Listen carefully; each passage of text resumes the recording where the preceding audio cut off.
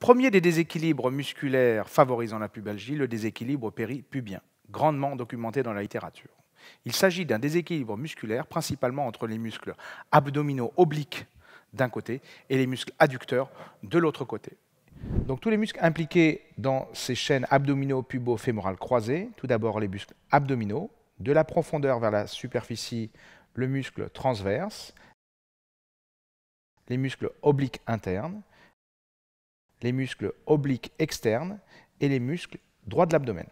Concernant les muscles adducteurs impliqués, nous avons tout d'abord les muscles grand adducteurs, ensuite muscles pectinés, court adducteur, long adducteur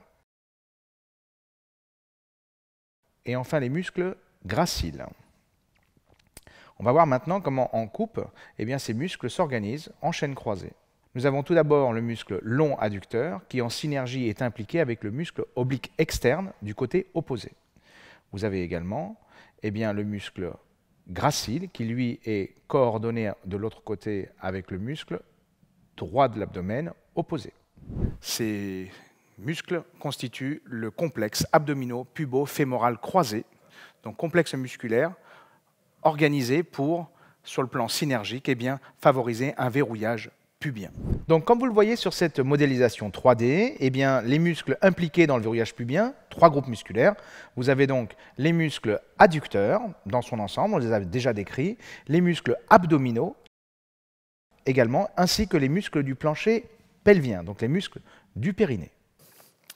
Tout déséquilibre de force musculaire entre les muscles donc abdominaux obliques et les adducteurs altère la qualité de la coordination de ces muscles dans ce verrouillage pubien. Pour une bonne efficacité du verrouillage pubien, il faudra un plan profond bien en synergie avec le muscle périnée.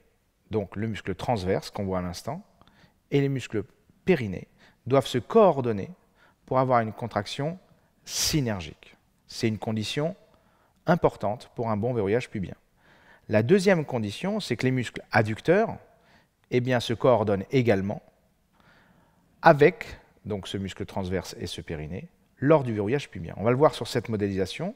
Quand on rajoute les muscles adducteurs, on voit une contraction synergique du transverse, du périnée et des adducteurs qui constituent donc le verrouillage pubien. L'altération de ce verrouillage pubien a une conséquence principale, l'instabilité fonctionnelle du pubis, lors notamment de la course, lors des sauts et particulièrement lors des sports présentant des changements d'appui rapides. Ce déséquilibre péripubien, donc des chaînes abdominaux-pubo-fémorales croisées, est variable suivant les sports pratiqués et les méthodes de musculation exercées.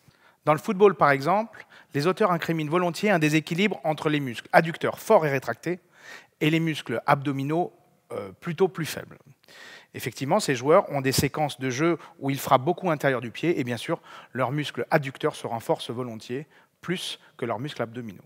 En rugby, on a un déséquilibre inversé, puisqu'il s'agit d'un déséquilibre prédominant sur la force des muscles abdominaux et une faiblesse des muscles adducteurs. Ces joueurs-là, on le sait, ont plutôt des situations de jeu avec des situations de combat sur le haut du corps, favorisant le renforcement des muscles du tronc et bien sûr les muscles abdominaux obliques.